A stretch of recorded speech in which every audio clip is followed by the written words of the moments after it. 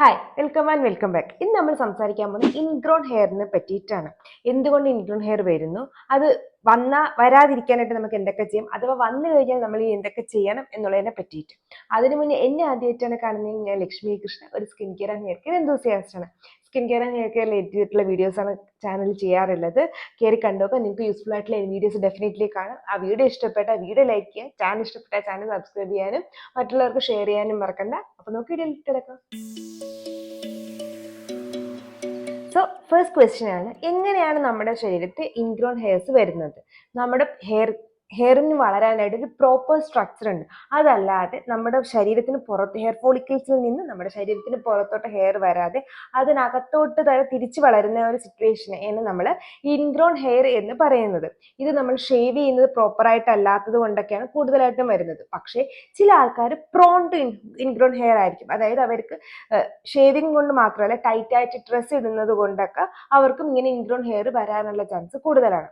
So മാത്രമല്ല, ഇത് വളരെ പെയിൻഫുൾ ആണ്, കാണാനും ഭയങ്കര വൃത്തികേടാണ്. ലോങ് ടൈം ആകുമ്പോഴത്തേക്ക് ഇത് ലോങ് ലാസ്റ്റ് ചെയ്യുകയാണെന്നുണ്ടെങ്കിൽ നമ്മുടെ ശരീരത്തിൽ സ്കാറിങ് വരെ ഇടാനുള്ള ചാൻസ് കൂടുതലാണ്. ഇപ്പോൾ ഇൻഗ്രോൺ ഹെയറിനെ പറ്റി ഒരു ഐഡിയ കിട്ടിയെന്ന് ഞാൻ വിചാരിക്കുന്നു. അപ്പോൾ നമ്മൾ ഫസ്റ്റ് ചെയ്യേണ്ട കാര്യം എന്താണ്? ഇൻഗ്രോൺ ഹെയർ ഇപ്പോൾ ഉള്ള ആൾക്കാർ ആദ്യമേ ചെയ്തു തുടങ്ങേണ്ട കാര്യം എന്താണെന്ന് നോക്കാം. ഫസ്റ്റ് നിങ്ങൾ ചെയ്യേണ്ട ഏറ്റവും ഇമ്പോർട്ടൻ്റ് ആയിട്ടുള്ള കാര്യമാണ് നിങ്ങളുടെ ഷേവിംഗ് റൊട്ടീൻ ചേഞ്ച് ചെയ്യുക എന്നുള്ളത്. നോർമലായിട്ട് നമ്മൾ വാക്സ് ചെയ്യുമ്പോഴൊക്കെ ആയിരിക്കും ഇൻഗ്രോൺ ഹെയർ ഉണ്ടാവുന്നത്. അതല്ലെങ്കിൽ നമ്മൾ പ്രോപ്പറായിട്ട് ഷേവ് ചെയ്യാത്ത സമയത്ത് നമുക്ക് ഇൻഗ്രോൺ ഹെയർ വരാനുള്ള ചാൻസ് ഉണ്ട്. അതല്ല, നമ്മൾ പ്രോപ്പർ ആയിട്ടുള്ള ഷേവിംഗ് സെറ്റ് അല്ല യൂസ് ചെയ്യുന്നത് എന്നുണ്ടെങ്കിൽ പോലും നമുക്ക് ഇങ്ങനെ ഇൻഗ്രോൺ ഹെയർ വരാനുള്ള ചാൻസ് കൂടുതലാണ്. അപ്പൊ നിങ്ങൾ ഏത് ഒരു റൊട്ടീൻ ആണോ ഫോളോ ചെയ്യുന്നത്, പ്രത്യേകിച്ച് വാക്സിംഗ് ഒക്കെയാണ് ചെയ്യുന്നതെന്നുണ്ടെങ്കിൽ നിങ്ങളൊന്ന് ഷേവിങ്ങിലോട്ട് മാറുന്നതായിരിക്കും കുറച്ചും കൂടെ ബെനിഫിറ്റ്. പ്രത്യേകിച്ച് നമ്മൾ ഇൻഗ്രോൺ ഹെയർ ഉള്ള ആൾക്കാരാണെങ്കിൽ. നമ്മൾ ഇൻഗ്രോൺ ഹെയർ കോമൺ ആയിട്ട് കാണപ്പെടും നമ്മുടെ അണ്ടർ ആമിലും അതല്ലെങ്കിൽ നമ്മുടെ ബിക്നി ഏരിയാസിലും ഒക്കെ ആയിരിക്കും. ആണുങ്ങൾക്ക് മുഖത്തും വരും, പ്രത്യേകിച്ചും താടിയൊക്കെയുള്ള ആണുങ്ങൾക്ക്. ഇനി റീസൺ എന്തെന്ന് വെച്ചാൽ, ഇപ്പം നമ്മൾ അണ്ടർ ആമിൽ വരുമ്പോഴത്തേക്ക് നമ്മൾ കൈ തട്ടുമ്പോഴത്തേക്ക് ഫ്രിക്ഷൻ വരില്ല. ഈ ഫ്രിക്ഷൻ കാരണം നമുക്ക് ആ ഒരു ഇൻഗ്രോൺ ഹെയർ വരാനുള്ള ചാൻസ് കൂടുതലാണ്. എക്സാക്ട്ലി സെയിം നമ്മുടെ ബിക്നി ഏരിയാസിലും, അത് നമ്മുടെ ആ കാലിന്റെ ഇടുക്കുകളിൽ വരാം. അതല്ലെങ്കിൽ നമ്മൾ ഇടുന്ന അണ്ടർ ഗാർമെന്റ്സ് കുറച്ച് ടൈറ്റ് ആണെങ്കിലും അത് കാരണം നമുക്കൊരു ഇൻഗ്രോൺ ഹെയർ വരാം. താടിയുടെ അവിടെ വരുന്നതിന് പ്രധാന കാരണം എന്താണെന്ന് വെച്ചാൽ, ഒന്നുകിൽ നമ്മൾ താടി ഷേവ് ചെയ്യുമ്പോൾ ഫസ്റ്റ് ടൈം ഷേവ് ചെയ്തപ്പോൾ പ്രോപ്പറായിട്ട് ഷേവ് ചെയ്ത് കാണത്തില്ല. രണ്ട്, നിങ്ങൾ ഹെൽമെറ്റ് വെക്കുന്ന ആൾക്കാരാണെങ്കിൽ ടൈറ്റ് ആയിട്ട് ഹെൽമെറ്റ് ഇങ്ങനെ കുറേ നേരം വെച്ചുകൊണ്ടിരിക്കുകയാണെന്നുണ്ടെങ്കിൽ അപ്പൊ അവിടെ ഒരു ഫ്രിക്ഷൻ വരുമല്ലോ. അപ്പൊ അത് കാരണം ചിലപ്പോൾ നമുക്ക് ഇൻഗ്രോൺ ഹെയർ വരാനുള്ള ചാൻസ് കൂടുതലാണ് ആണുങ്ങൾക്ക് ഫേസിൽ.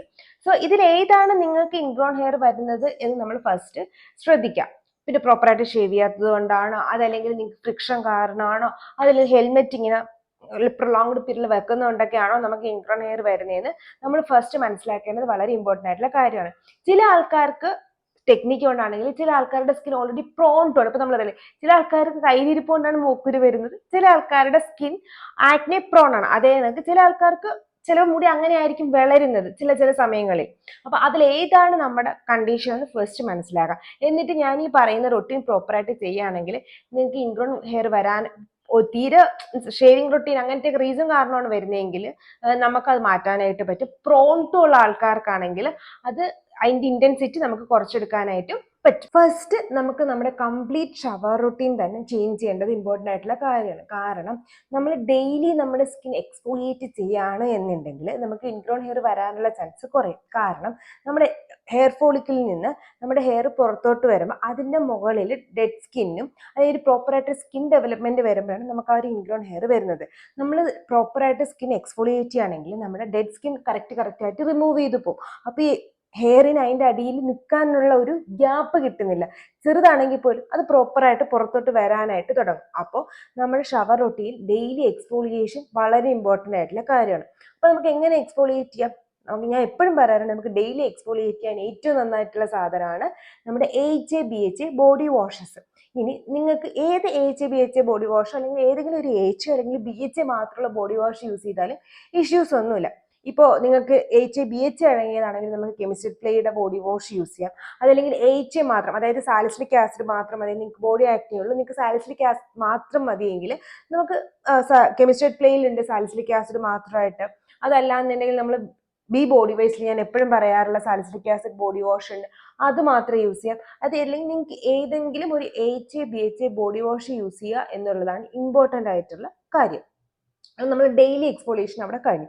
ഇനി നിങ്ങൾക്ക് ചെയ്യാനുള്ള രണ്ടാമത്തെ കാര്യം എന്ന് വെച്ചാൽ നമുക്കൊരു എക്സ്ഫോളിയേറ്റിംഗ്, അതായത് ഫിസിക്കൽ എക്സ്ഫോളിയേഷൻ നമ്മുടെ ബോഡിയിൽ കൊടുക്കുക എന്നുള്ളതാണ്. അതിനുവേണ്ടി നമുക്ക് ചെയ്യാൻ പറ്റുന്നതാണ് സ്ക്രബുകൾ. ഞാൻ കെരാറ്റോസിസ് പൈലാരിസിന്റെ വീഡിയോസിലും അതല്ലെങ്കിൽ നമ്മൾ ഡെഡ് സ്കിൻ റിമൂവ് ചെയ്യുന്ന വീഡിയോസിലും ഒക്കെ പറയാറുള്ള കാര്യമാണ്, ബോഡിയിൽ നമ്മൾ ഫിസിക്കൽ സ്ക്രബ് യൂസ് ചെയ്യുമ്പോൾ അതൊരു പ്രോബ്ലം ആയിട്ട് വരുന്നുണ്ടാവില്ല. കാരണം നമ്മുടെ ബോഡിയിൽ നമ്മുടെ ഫേസിനെ കമ്പയർ ചെയ്യുമ്പം അതിനേക്കാളും കുറച്ചും കൂടെ തിക്കായിട്ടുള്ള സ്കിന്നാണ് ഉള്ളത്. സോ അതുകൊണ്ട് തന്നെ നമുക്ക് വീക്കിലി 1-2 തവണ ബോഡിയിൽ ഫിസിക്കൽ സ്ക്രബ് യൂസ് ചെയ്യുന്നത് തെറ്റല്ല. എക്സ്പെഷ്യലി നിങ്ങൾ എവിടെയൊക്കെയാണ് ഷേവ് ചെയ്യാൻ ഉദ്ദേശിക്കുന്ന ആ ഭാഗങ്ങൾ, അതായത് നമ്മുടെ അണ്ടർ ആമിൻ്റെ അവിടെ, നമ്മുടെ ബിഗ്നി ഏരിയാസിലൊക്കെ പ്രോപ്പറായിട്ട്, എന്ന് വെച്ചാൽ ഞാൻ അകത്തോട്ട് കയറ്റുന്ന അങ്ങനെയല്ല, നമ്മുടെ പുറത്തുള്ള ഭാഗത്തൊക്കെ നന്നായിട്ട് എക്സ്ഫോളിയേറ്റ് ചെയ്യാനായിട്ട് ശ്രദ്ധിക്കുക. നമുക്കറിയാലോ നമ്മുടെ ബിഗ്നി ഏരിയാസിൽ എവിടെയാണ് ഇൻഗ്രോൺ ഹെയർ പ്രോൺ ആയിട്ടുള്ളത്, ആ ഒരു ഫ്രണ്ട് പോർഷൻ, അവിടെ പ്രോപ്പറായിട്ട് നമ്മൾ എക്സ്ഫോളിയേറ്റ് ചെയ്യുക എന്നുള്ളത് വളരെ ഇമ്പോർട്ടൻ്റ് ആയിട്ടുള്ള കാര്യമാണ്. ഇനി എങ്ങനത്തെ എക്സ്ഫോളിയേറ്റിംഗ് സ്ക്രബ് നിങ്ങൾക്ക് യൂസ് ചെയ്യാമെന്ന് ചോദിച്ചു കഴിഞ്ഞാൽ, ഈ ബോഡി വൈസിനെ യൂസ് ചെയ്യാം, കെമിസ്ട്രി പ്ലേയുടെ കോഫി സ്ക്രബ് യൂസ് ചെയ്യാം, അതല്ലെങ്കിൽ നമ്മുടെ ഡവിൻ്റെ സ്ക്രബ് നല്ല ഓപ്ഷനാണ്. അപ്പോൾ അതല്ലാന്നുണ്ടെങ്കിൽ പിന്നെ ഏതായിരുന്നു, നിങ്ങൾക്ക് ഏത് എക്സ്ഫോളിയേറ്റിംഗ് ബോഡി സ്ക്രബ് വേണമെങ്കിലും നിങ്ങൾക്ക് യൂസ് ചെയ്യാം. നമ്മുടെ എം കഫേൻ്റെ സ്ക്രബ്, കാരണം ബോഡിയിൽ യൂസ് ചെയ്യുന്നതുകൊണ്ട് നമുക്ക് പാർട്ടിക്കിൾസിൻ്റെ കാര്യം അതൊന്നും ഇമ്പോർട്ടൻ്റ് ഇല്ല, കാരണം മൈക്രോ ബ്ലീഡിംഗ് ഒക്കെ വരാനുള്ള ചാൻസ് വളരെ കുറവാണ് ബോഡിയിലായതുകൊണ്ട് തന്നെ. സോ അതുകൊണ്ട് നിങ്ങൾ ഏതെങ്കിലും ഒരു ബോഡി സ്ക്രബ്, ഞാൻ ഈ പറഞ്ഞത് എൻ്റെ പേഴ്സണൽ ഫേവറേറ്റ്സ് ആണ്, ഒന്നുകിൽ അത് യൂസ് ചെയ്യാം, അതല്ലെങ്കിൽ നിങ്ങൾക്ക് പേഴ്സണൽ ഫേവറേറ്റ് ആയിട്ടുള്ള ഏതെങ്കിലും ഉണ്ടെങ്കിൽ ആ ബോഡി സ്ക്രബ് യൂസ് ചെയ്താലും മതി. ഇത് നിങ്ങൾ വീക്ക്ലി 1-2 മസ്റ്റായിട്ടും നിങ്ങളുടെ ബോഡി ഷവർ റൊട്ടീനിൽ ആഡ് ചെയ്യാനായിട്ട് ശ്രദ്ധിക്കാം. അടുത്ത നിങ്ങൾ കൊണ്ടുവരേണ്ട സാധനം എന്താണെന്ന് വെച്ചാൽ ഒരു ബോഡി ലോഷനാണ്. അത് എച്ച് മാത്രം അടങ്ങിയത് മതിയോ എന്ന് ചോദിച്ചാൽ മതി, അതല്ലെങ്കിൽ എച്ചും ബി എച്ചും അടങ്ങിയതായാലും മതി. നമുക്ക് ഏറ്റവും ഇമ്പോർട്ടൻ്റ് ആയിട്ട് നോക്കേണ്ടത് നമ്മുടെ സ്കിൻ നന്നായിട്ട് എക്സ്ഫോളിയേറ്റ് ചെയ്യുക എന്നുള്ളതാണ്. അതിന് എത്രത്തോളം എക്സ്ഫോളിയേഷൻ കൊടുക്കാമോ അത്രത്തോളം നല്ലത്. നമ്മുടെ ബോഡിയിൽ ഒരിക്കലും ഓവർ എക്സ്ഫോളിയേഷൻ എന്ന് പറയുന്ന ഒരു പ്രോസസ്സ് നടക്കാൻ പോണില്ല. അത് കാരണം നമ്മുടെ സ്കിൻ ബാരിയർ ഒരിക്കലും ഡാമേജ് ആവാനായിട്ടും പോണില്ല. അതുകൊണ്ട് ധൈര്യമായിട്ട് നിങ്ങൾക്ക് എത്രത്തോളം എക്സ്ഫോളിയേഷൻ സ്കിന്നിൽ കൊടുക്കാൻ പറ്റുമോ അത്രത്തോളം കൊടുക്കാം. അതിൻ്റെ അർത്ഥം ഡെയിലി സ്ക്രബ് യൂസ് ചെയ്യണം എന്നല്ല ഞാൻ ഉദ്ദേശിച്ചത്. വീക്ക്ലി 1-2 സ്ക്രബ് യൂസ് ചെയ്യുക, daily exfoliating body washes use ചെയ്യുക, അതുപോലെ തന്നെ ഡെയിലി ബോഡി ലോഷൻസ് യൂസ് ചെയ്യുക എക്സ്ഫോളിയേഷന് വേണ്ടിയിട്ട്. എക്സ്ഫോളിയേഷൻ ബോഡി ലോഷൻസ് യൂസ് ചെയ്യുക. അപ്പോൾ നമുക്ക് ആ ഡെഡ് സ്കിൻ പോവുകയും ഹൈഡ്രേഷൻ കീപ്പ് ചെയ്യാനൊക്കെ ആ ഒരു മോയ്സ്ചറൈസർ നമ്മളെ ഹെൽപ്പ് ചെയ്യും. നിങ്ങൾക്ക് യൂസ് ചെയ്യാൻ പറ്റുന്നത് ഒന്നുകിൽ എച്ച് ബി എച്ച് അടങ്ങിയതാണെങ്കിൽ നമ്മുടെ വിഷ് കെയറിലുണ്ട് HA/BHA ബോഡി ലോഷൻ ഉണ്ട്, അല്ലെങ്കിൽ നമ്മുടെ ബോഡി ബട്ടർ ആയിട്ട് വേണമെങ്കിൽ നമ്മളെ ബി ബോഡി വേസിൽ HA/BHA ബോഡി ബട്ടർ ഉണ്ടായിരുന്നു, ഇപ്പോഴും ഉണ്ടെന്നാണ് എൻ്റെ ഒരു വിശ്വാസം. ഞാൻ ലാസ്റ്റ് നോക്കിയപ്പോൾ ഉണ്ടായിരുന്നു, അത് നോക്കുക. അതല്ല എന്നുണ്ടെങ്കിൽ നമുക്ക് HA/BHA അരാവി എന്ന് പറയുന്ന ബ്രാൻഡിൽ HA/BHA ബോഡി ലോഷൻ അവൈലബിൾ ആണ്. അതല്ല എന്നുണ്ടെങ്കിൽ നമുക്ക് പിന്നെ നമ്മുടെ ഫിക്സ്റ്റോമയിലും എക്സ്ഫോളിയേറ്റിംഗ് ബോഡി ലോഷൻസ് അവൈലബിൾ ആയിട്ടുണ്ട്. ഇതിനകത്ത് HA/BHA ഉണ്ട്. അതല്ല നിങ്ങൾക്ക് HA മാത്രം മതി എന്നുണ്ടെങ്കിൽ നമ്മുടെ കെമിസ്ട്രി പ്ലേയിൽ HA ഉണ്ട്, HA ബോഡി മോയ്സ്ചറൈസർ ഉണ്ട്. അതല്ല എന്നുണ്ടെങ്കിൽ നമ്മുടെ സുഗന്ധയിൽ ലാക്റ്റിക് ആസിഡ് അടങ്ങിയ ബോഡി മോയ്സ്ചറൈസർ ഉണ്ട്. അതല്ലെങ്കിൽ നമ്മുടെ ഡോക്ടർ ഷെയ്ത്തിൽ ലാക്റ്റിക് ആസിഡും ടീ ട്രീ അടങ്ങിയ ബോഡി മോയ്സ്ചറൈസറും അവൈലബിൾ ആയിട്ടുണ്ട്. ഏതെങ്കിലും ഒരു എക്സ്ഫോളിയേറ്റിംഗ് ബോഡി മോയ്സ്ചറൈസർ നിങ്ങൾക്ക് യൂസ് ചെയ്യാവുന്നതാണ്. HA/BHA ആയാലും കുഴപ്പമില്ല, HA മാത്രം ആയാലും കുഴപ്പമില്ല. പിഗ്മെന്റേഷൻ ഒക്കെ ഉണ്ടെങ്കിൽ HA മാത്രം ഉള്ളത് മതി. അതല്ല പിഗ്മെന്റേഷനും അതുപോലെ തന്നെ നിങ്ങൾക്ക് ആക്നെയും ഒക്കെ ഉണ്ടെങ്കിൽ HA/BHA അടങ്ങിയത് എടുക്കാം. അതല്ല നന്നായിട്ട് പ്രോൺ ആണെന്നുണ്ടെങ്കിൽ HA/BHA ആയിരിക്കും നിങ്ങൾക്ക് കുറച്ചും കൂടെ വർക്ക് ആവാനായിട്ട് പോകുന്നത്. സോ നിങ്ങൾക്ക് അങ്ങനെ പ്രോൺ ആയിട്ടെന്നുള്ള ആൾക്കാരല്ല, എന്നാൽ മൈൽഡായിട്ട് എക്സ്ഫോളിയേഷൻ മതി എന്നുണ്ടെങ്കിൽ നിങ്ങൾക്ക് HA മാത്രം മതി. പക്ഷെ പ്രോൺ ആണ്, ബാക്ക് ആക്നെ ഒക്കെ ഉള്ള ആൾക്കാരാണെങ്കിൽ HA/BHA ആയിരിക്കും നിങ്ങൾക്ക് കുറച്ചും കൂടെ വർക്ക് ആവുന്നത്. സോ ഈ ഒരു റൊട്ടീൻ മസ്റ്റായിട്ട് നമ്മുടെ സ്കിൻ കെയറിലോട്ട് സ്കിൻ കെയർ തന്നെ ബോഡി സ്കിൻ കെയറിലോട്ട് ആഡ് ചെയ്യാനായിട്ട് ശ്രദ്ധിച്ചാൽ നമുക്കൊരു പരിധി വരെ ഇതിൻ്റെ ഇൻറ്റൻസിറ്റി കുറയ്ക്കാനായിട്ടും ഇത് അധികം വരാത്ത ആൾക്കാർക്ക് ഇത് പൂർണ്ണമായിട്ട് ഒഴിവാക്കാനായിട്ടും പറ്റും. അപ്പോൾ ഷവർ റൊട്ടീനിൽ എന്തൊക്കെയാണ് നമ്മൾ ചെയ്യേണ്ടതെന്ന് പറഞ്ഞല്ലോ. ഇനി അതല്ലാണ്ട് നമ്മൾ ചെയ്യേണ്ട ഇമ്പോർട്ടൻ്റ് ആയിട്ടുള്ള കാര്യമാണ് നമ്മൾ യൂസ് ചെയ്യുന്ന ബ്ലേഡുകൾ എപ്പോഴും ക്ലീൻ ആയിരിക്കണം, അതുപോലെ തന്നെ ഷാർപ്പ് ആയിരിക്കണം. വളരെ ഒരുപാട് തവണ യൂസ് ചെയ്ത് ബ്ലെൻഡ് ആയിട്ടുള്ള ബ്ലേഡുകൾ അവോയ്ഡ് ചെയ്യുക. അതുപോലെ തന്നെ പഴയ സാധനങ്ങൾ, അപ്പോൾ മാക്സിമം 1-2 തവണ മാത്രമേ ഒരു ഷേവിങ് സെറ്റ് ഒക്കെ നമ്മൾ യൂസ് ചെയ്യാൻ പാടുള്ളൂ, അല്ലെങ്കിൽ പ്രോപ്പർ ആയിട്ടുള്ള മെക്കാനിക്കൽ ട്രിമ്മർ ആണെങ്കിൽ ഫൈൻ. പിന്നെ നിങ്ങൾ യൂസ് ചെയ്യുന്ന ഷേവിങ് സെറ്റ് ഏതും ആയിക്കോട്ടെ, ട്രിമ്മർ ആയിക്കോട്ടെ അതല്ലെങ്കിൽ അല്ലാത്തതായിക്കോട്ടെ, പ്രോപ്പറായിട്ട് ക്ലീൻ ചെയ്ത് വെക്കുക. എങ്ങനെയാണോ അവർ ഇൻസ്ട്രക്ട് ചെയ്തിരിക്കുന്നത്, ബ്രാൻഡ് ഇൻസ്ട്രക്ട് ചെയ്തിരിക്കുന്നത്, അതുപോലെ പ്രോപ്പറായിട്ട് ക്ലീൻ ചെയ്ത് വെക്കാനായിട്ട് ശ്രദ്ധിക്കാം. നമുക്ക് എക്കണോമിക്കലായിട്ട് നല്ലത് നമ്മുടെ നോർമൽ ആണുങ്ങളുടെ ഷേവിംഗ് ആണ്. പിങ്ക് ടാക്സ് കൊടുത്തിട്ട് സ്ത്രീകളുടെ പിങ്ക് കളർ വാങ്ങിക്കണം അങ്ങനെയൊന്നുമില്ല. പക്ഷെ അത് ഞാൻ 1-2 തവണ യൂസ് ചെയ്തിട്ട് അത് ഡിസ്പോസ് ചെയ്യാനായിട്ട് ശ്രദ്ധിക്കുക. മാത്രമല്ല നമുക്കറിയാം ബ്ലേഡിന്റെ ഇടയിൽ രോമം കയറി ഇരിക്കാനുള്ള ചാൻസ് ഉണ്ട്. നമ്മൾ കഴുകിയിട്ട് വെക്കുമ്പോൾ അത് അവിടെ തന്നെ ഇരിക്കും. അങ്ങനെയൊന്നും ഉണ്ടാവാതിരിക്കാനായിട്ട് ശ്രദ്ധിക്കാം. പിന്നെ നിങ്ങൾ എപ്പോഴൊക്കെ ബോഡി എക്സ്ഫോളിയേറ്റ് ചെയ്യാനായിട്ട് ഷേവ് ചെയ്യാനായിട്ട് ഉദ്ദേശിക്കുന്നുണ്ടോ അതിന് 2-3 ദിവസം മുന്നേ മസ്റ്റായിട്ടും നിങ്ങൾ ബോഡി സ്ക്രബ് ചെയ്യാനായിട്ട് ശ്രദ്ധിക്കുക. പിന്നെ നിങ്ങൾ എപ്പോഴാണോ നിങ്ങൾ ഷേവ് ചെയ്യുന്നത് അന്ന് കുളിക്കുമ്പോൾ നല്ല രീതിയിൽ എക്സ്ഫോളിയേറ്റിംഗ് ബോഡി വാഷ് ഇട്ട് കഴുകുക. അതുപോലെ തന്നെ നിങ്ങൾ എവിടെയൊക്കെയാണ് ഈ പെർട്ടിക്കുലർ ഷേവ് ചെയ്യാനായിട്ട് ഉദ്ദേശിക്കുന്നത് ആ ഭാഗങ്ങളിലും എക്സ്ഫോളിയേറ്റിംഗ് ബോഡി വാഷ് ഒന്നും കൂടെ കോൺസെൻട്രേറ്റ് ചെയ്തിട്ട് ചെയ്യാനായിട്ടും ശ്രദ്ധിക്കുക. പിന്നെ എപ്പോഴും എന്തെങ്കിലും ഒരു മീഡിയം ഇതിന്റെ ബേസിക് കൊടുക്കുക. അതായത് ഡ്രൈ ആയിട്ട് ഷേവ് ചെയ്യാനായിട്ട് നിൽക്കരുത്. ഒന്നുകിൽ നിങ്ങൾ വെള്ളം വയ്ക്കുന്നേക്കാളും നല്ലത് നമ്മുടെ ഹെയറിന് യൂസ് ചെയ്യുന്ന കണ്ടീഷണർ, അതല്ലെങ്കിൽ നിങ്ങളുടെ ഒരു മോയ്സ്ചറൈസർ, അതല്ലെങ്കിൽ ഇൻസൈഡ് നമ്മുടെ വീനസിന്റെ നമ്മുടെ ഷേവിംഗ് സെറ്റിൽ ലിറ്ററലി നമുക്ക് ഷേവിംഗ് ജെല്ലും കൂടി ഇൻഡ്യൂസ്ഡ് ആയിട്ടുള്ളത് ഇത് ഏതെങ്കിലും ഒന്ന് വാങ്ങിയിട്ട് നിങ്ങൾ യൂസ് ചെയ്യേണ്ടത് ഇമ്പോർട്ടൻ്റ് ആയിട്ടുള്ള കാര്യമാണ്. ആഫ്റ്റർ ഷേവിങ്ങിൽ നന്നായിട്ട് ബോഡി തുടച്ച് കഴുകി ക്ലീൻ ആക്കിയ ശേഷം ബോഡി മോയ്സ്ചറൈസർ മസ്റ്റായിട്ടും ഫോളോ അപ്പ് ചെയ്യാൻ മറക്കുകയും ചെയ്യരുത്. മാത്രമല്ല കുറച്ച് ദിവസത്തേക്ക് ടൈറ്റ് ആയിട്ടുള്ള ക്ലോത്ത്സ് അവോയ്ഡ് ചെയ്യാനായിട്ടും ശ്രദ്ധിക്കുക. പ്രത്യേകിച്ചും നിങ്ങളുടെ ബിക്കിനി ഏരിയാസിൽ ടൈറ്റ് ആയിട്ടുള്ള ക്ലോത്ത്സ് അവോയ്ഡ് ചെയ്യാനായിട്ട് ശ്രദ്ധിക്കുക. പിന്നെ നമുക്കൊരു പെർട്ടിക്കുലർ അൺഡ്രാം റോളോൺസ് HA-based അൺഡ്രാം റോളോൺസ് ഉണ്ടെങ്കിൽ അത് ഫ്രാഗ്രൻസ് മാറാൻ മാത്രമല്ല, അല്ലെങ്കിൽ അൺഡ്രാമിന്റെ പിഗ്മെന്റേഷൻ മാറാൻ മാത്രമല്ല എക്സ്ഫോളിയേറ്റ് ചെയ്യാൻ ഹെൽപ്പ് ചെയ്യും. നമ്മൾ ബി ബോഡി വൈസിന്റെ, വിഷ്കെയറിന്റെ, അരാവിയുടെയൊക്കെ അൺഡ്രാം റോളോൺസ് ബെസ്റ്റ് എക്സാമ്പിൾ ആണ്. നമുക്ക് എക്സ്ഫോളിയേറ്റ് അൺഡ്രാം റോളോൺസ് അല്ലെങ്കിൽ മിനിമലിസ്റ്റിന്റെ, കെമിസ്ട്രിക്കിന്റെ ഏതെങ്കിലും ഒരു HA-BHA അടങ്ങിയ അൺഡ്രാം റോളോണും നിങ്ങൾ നിങ്ങളുടെ അൺഡ്രാം ഏരിയാസിലും കൂടെ യൂസ് ചെയ്ത് കഴിഞ്ഞാൽ, പ്രോപ്പറായിട്ട് യൂസ് ചെയ്ത് കഴിഞ്ഞാൽ നമുക്ക് നന്നായിട്ട് ഇൻഗ്രോൺ ഹെയർ വരുന്നത് തടയാനായിട്ട് പറ്റും. അപ്പോൾ നമ്മൾ എങ്ങനെ റെഗുലർ ബോഡി റൊട്ടീൻ നോക്കി, അല്ലാണ്ട് നമ്മൾ ഷേവ് ചെയ്യുമ്പോൾ എന്തൊക്കെ കാര്യങ്ങൾ ശ്രദ്ധിക്കണം എന്നുള്ള കാര്യങ്ങൾ നോക്കി. ഇനി ഓൾറെഡി വന്നു കഴിഞ്ഞാൽ എന്താണ് ചെയ്യേണ്ടതെന്ന് നോക്കിയാൽ, കാരണം ഒരിക്കലും നമുക്കത് പിക്ക് ചെയ്യാൻ പറ്റില്ല. അപ്പം നമുക്ക് എന്തായാലും ഇത് പുറത്തെടുത്ത് കളയണ്ടേ, അതിനുവേണ്ടി നമുക്ക് എന്താ ചെയ്യാൻ പറ്റുന്നതെന്ന് നോക്കാം. അതിനു മുന്നേ ഏറ്റവും ഇമ്പോർട്ടൻ്റ് ആയിട്ട് ചെയ്യേണ്ട കാര്യം എന്താണെന്ന് വെച്ചാൽ, ഇൻഗ്രോൺ ഹെയർ വന്നു, അത് വളരെ പെയിൻഫുൾ ആണ്, നല്ല രീതിയിൽ റെഡ്നെസ് ഉണ്ട്. മാത്രമല്ല ചെറുതായിട്ടല്ല, നല്ല രീതിയിൽ പേഴ്സും ഭയങ്കര ഇൻഫ്ലെയിംഡും ആയിട്ട് നിങ്ങൾക്ക് അതിന്റെ തൊട്ടടുത്ത സ്ഥലങ്ങളിൽ പോലും തൊടാതെ നിൽക്കുകയാണെങ്കിൽ, അതായത് ഇപ്പൊ എന്റെ ഇവിടെ ഒരു ഇൻഗ്രോൺ ഹെയർ ഉണ്ടെന്ന് വെച്ചോ, ഇപ്പൊ അതൊരു ചെറിയ പിമ്പിളായിട്ട് നിൽക്കുകയാണെങ്കിൽ ഫൈൻ, നമുക്ക് ഞാൻ ഈ പറഞ്ഞത് എന്താ ചെയ്യേണ്ടത്. അതല്ലാതെ നമുക്ക് അതിന് ചുറ്റും പോലും തൊടാൻ വയ്യ, നമുക്ക് ഇവിടെ ഇൻഗ്രോൺ ഹെയർ ഉള്ളെങ്കിൽ ഇവിടെ പോലും നമുക്ക് തൊടാൻ വയ്യാത്തൊരു സിറ്റുവേഷൻ, നല്ല റെഡിഷ് ആയിട്ട് സ്വെളനായിട്ടൊക്കെ നിൽക്കുകയാണെങ്കിൽ നിങ്ങളായിട്ടൊന്നും ചെയ്യാൻ നിൽക്കരുത്. ഡയറക്റ്റ് ഡോക്ടറുടെ അടുത്ത് പോവാ, അവർ നിങ്ങൾക്ക് അത് ചെറുതായിട്ട്, ഭയങ്കര വലിയ പ്രൊസീജിയർ ഒന്നുമല്ല, അവർ ചെറുതായിട്ട് എക്സ്ഫോളിയേറ്റ് ചെയ്ത് അല്ലെങ്കിൽ എടുത്തത് മാറ്റിത്തരും. അതായിരിക്കും കുറച്ചും കൂടെ ബെനിഫിറ്റ് ആയിട്ടുള്ളത്. പിന്നെ അതിനുശേഷം നമുക്ക് അതിന് ചിലപ്പോൾ ആന്റിബയോട്ടിക് ആയിട്ട് ബെൻസോയിൽ പെറോക്സൈഡ് എന്തെങ്കിലും അപ്ലൈ ചെയ്യേണ്ടി വരും. കാരണം ഇത് അവിടെ ഇരുന്ന് ഇൻഫ്ലെയിം ആയിട്ട് ബാക്ടീരിയ മാനിഫെസ്റ്റ് ചെയ്തുകൊണ്ടാണ് നമുക്ക് ആ ഒരു റെഡിഷ്നെസ് പസുമൊക്കെ വരുന്നത്.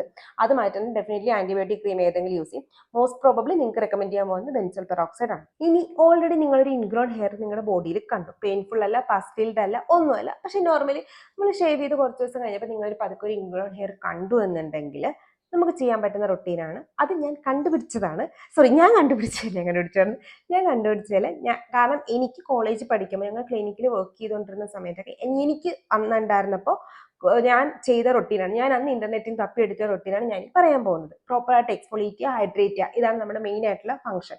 ചെയ്യേണ്ടത് എങ്ങനെയാന്ന് വെച്ചാൽ, നിങ്ങൾ കയ്യിലുള്ള എന്ത് ഗ്ലൈക്കോളിക് ആസിഡ് ആയിക്കോട്ടെ, സിറം ആയിക്കോട്ടെ, ക്രീം ആയിക്കോട്ടെ, അതിന്റെ ടോണർ ആയിക്കോട്ടെ, ഇത് 6% ലേബോ ആയിരിക്കാനായിട്ട് ശ്രദ്ധിക്കുക. 1 to 2% ഞാൻ നേരത്തെ പറഞ്ഞ പോലെ നമുക്ക് ഡെയിലി യൂസ് ചെയ്തിട്ട് ബോഡിയിൽ യൂസ് ചെയ്തിട്ട് കാര്യമില്ല. സോ 6% എബോ ഉള്ള ഒരു ഗ്ലൈക്കോളിക് ആസിഡ് ക്രീമോ സിറമോ ടോണറോ എടുക്കുക. അതിനുശേഷം ഇത് നമ്മൾ എവിടെയാണോ ഇൻഗ്രോൺ ഹെയർ ഉള്ളത് അവിടെ അപ്ലൈ ചെയ്യുക. ആ ഭാഗത്ത് മാത്രം, പ്രത്യേകിച്ച് പ്രൈവറ്റ് ഏരിയാസിലൊക്കെ ആണെങ്കിൽ ആ ഭാഗത്ത് മാത്രം അപ്ലൈ ചെയ്യുക. അതിനുശേഷം നിങ്ങൾ ഏത് ഫേസ് മോയ്സ്ചറൈസർ ആണോ യൂസ് ചെയ്യുന്നത് അത് അതിന്റെ മുകളിൽ അപ്ലൈ ചെയ്യുക. ദെൻ ഇതിങ്ങനെ കണ്ടിന്യൂസ് നിങ്ങൾ ഒരു 5-6 ദിവസമൊക്കെ ചെയ്യുമ്പോൾ തന്നെ നമ്മുടെ അകത്തുള്ള മുടി പതുക്കെ പുറത്തോട്ട് വരുന്നതായിട്ട് കാണാം.